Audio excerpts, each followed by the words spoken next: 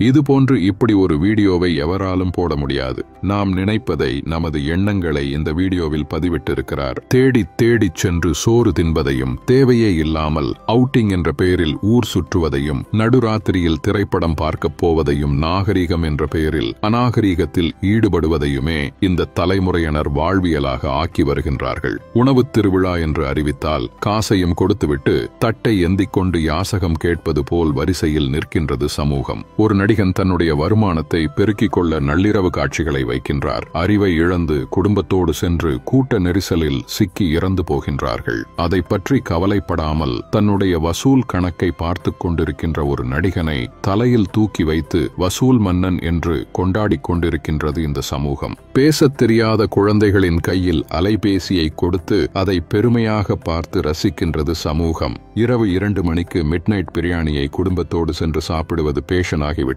நீங்கள் உங்கள் குழந்தைகளுக்கு உணவு கொடுக்கவில்லை, ஸ்லோ பாய்சன் கொடுக்கின்றீர்கள். உங்கள் தலைமுறையை மலடாக்குவதற்கு மருந்து கொடுத்துக் கொண்டிருக்கிறீர்கள். பிள்ளையை பெற்ற பெற்றோர்களே நம்மில் பலர் பிள்ளைகளை உருவாக்கவில்லை. நிறைய வருமானம் கொடுக்கும் ஜெர்சி மாடுகளை உருவாக்கி கொண்டிருக்கிறோம். உங்களில் எத்தனை பேரின் பிள்ளைகளுக்கு அறிமுகம் இல்லாத ஒரு மனிதரிடம் 10 நிமிடம் உரையாடத் தெரியும்? சொல்லிக் கொடுத்திருக்கின்றீர்களா? இனி சொல்லிக் கொடுங்கள். உங்களில் எத்தனை பேரின் பிள்ளைகளுக்கு தன்னம்பிக்கைக்கும் தலைக்கணத்திற்கும் உள்ள வேறுபாடு தெரியும்? சொல்லிக் கொடுத்திருக்கின்றீர்களா?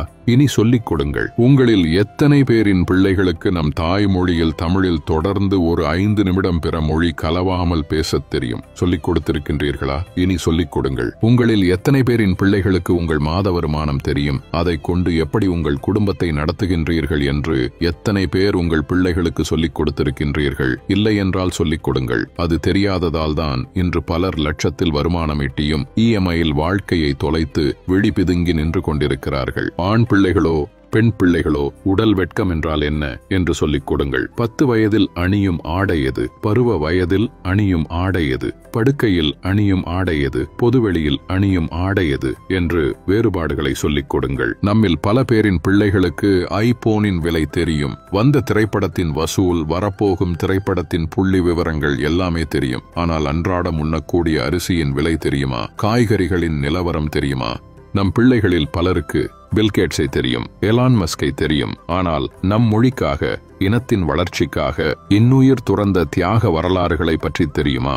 நம் மண்ணின் தியாக வரலாறுகளை நம் பிள்ளைகளுக்கு சொல்லிக் கொடுங்கள். எப்பொழுதுமே உறவுகளை எதிரிகளாக மட்டுமே கட்டமைத்து அவர்களின் மூளைகளில் ஏற்றிவிடாதீர்கள். உறவுகளை ஒதுக்கத் தொடங்குங்கள் என்று அவர்களுக்கு நீங்கள் சொல்லிக் கொடுத்து விட்டால் அவர்கள் வளர்ந்துவிட்ட பிறகு அவர்கள் ஒதுக்குகின்ற முதலாவது நபர் நீங்களாகத்தான் இருப்பீர்கள். வாழ்க்கை என்பது வெறும் கேளிக்கையும் வேடிக்கையும் பணம் ஈட்டுவதும் ஆடம்பரமும் மட்டுமல்ல, அது மன நிறைவாக வாழ்வது. அது எப்படி என்று குழந்தைகளுக்கு கற்றுக் கொடுங்கள். இந்த மனித சமுதாயத்திற்கு பெற்றோர்களாகிய நீங்கள் செய்யக்கூடிய மிகப்பெரிய கடமையே உங்கள் பிள்ளைகளை அறம் சார்ந்த பிள்ளைகளாக, அறிவார்ந்த பிள்ளைகளாக உருவாக்குவதுதான். அறிவு என்பது படித்து தெரிந்து கொள்வது அல்ல, ஏடுகளிலிருந்து நாம் அறிந்து கொள்வதல்ல.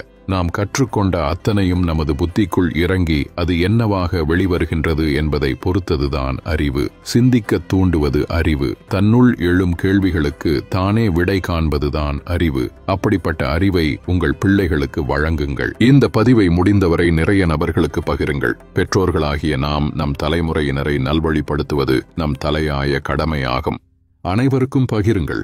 இதுபோல பதிவுகளுக்கு J Health பக்கத்தை ஃபாலோ செய்யுங்கள்.